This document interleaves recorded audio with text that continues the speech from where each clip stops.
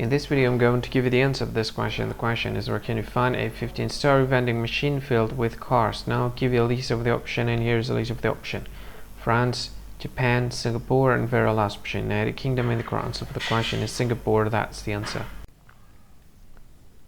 Hi, thank you so much for watching this video.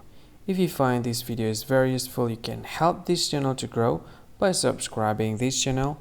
Please this subscribe button and don't forget to like this video. And if you find this video is not really good, or you don't really like this video, or you kind of feel that it's a little bit offensive or something like that, you can click this one, dislike button. You can do that anyway.